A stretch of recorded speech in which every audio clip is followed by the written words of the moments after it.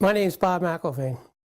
I'm from right outside the Philadelphia area, and I'm the father of Bobby McIlvaine, who was killed in the lobby of the North Tower on September 11, 2001. But I've been searching to get the truth of exactly what happened to Bobby, and Bobby is a very interesting story. Bobby was one of the first 10 bodies found. We took him home that week. Well, I finally found the doctor who examined him. He gave me an outline of a body, and he described all the injuries he had.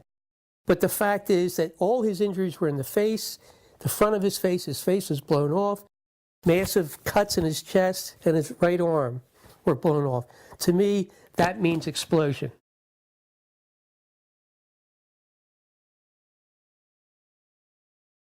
The National Institute of Standards and Technology, called NIST, they were the official investigators of 9/11, claimed that no one reported any explosions after the plane impacts on the morning of September 11th. But Bobby had made it all the way to the lobby. Wouldn't someone have reported an explosion if this is true? Wouldn't at least one person have heard something like an explosion? NIST says no. There was a heavy-duty explosion inside the lobby. Was that a secondary explosion? Yes, it was. There were numerous secondary explosions taking place in that building. There were continuous explosions. There was a secondary explosion, probably a device either planted before or on the aircraft that did not explode until an hour later. Then there was some secondary explosions and then the subsequent collapses. It sounded like gunfire, you know, bang, bang, bang, bang, bang, and then all of a sudden 3 big explosions. 50 consecutive bangs, and it fell down like a waterfall. And we heard the noise associated with an implosion. We heard a very loud blast, an explosion. We heard a loud explosion. At that point, we heard a large boom. Do you know if it was an explosion or if it was a building collapse? To me, it sounded like an explosion. There was another major explosion. All of a sudden, you hear explosion, and you could see the building starting to collapse. Huge explosion that we all heard and felt. We could hear a rumble, which was about 5 seconds long, preceding the actual collapse, and then a boom when each of those towers collapsed. Just seconds ago, there was a huge explosion, and it appears right now the Second World Trade Tower has just collapsed. I was about 5 blocks away when I heard explosions. Then you heard from far away, boom, boom. And you heard the boom, boom, boom, boom, boom, boom. It was if they had detonated. Yeah, as if they were planned to take down a building. Boom, boom, boom, boom, boom, boom, boom. And it just started going pop.